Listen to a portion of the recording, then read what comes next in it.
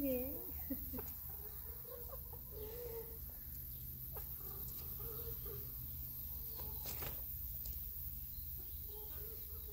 Τι κάνετε?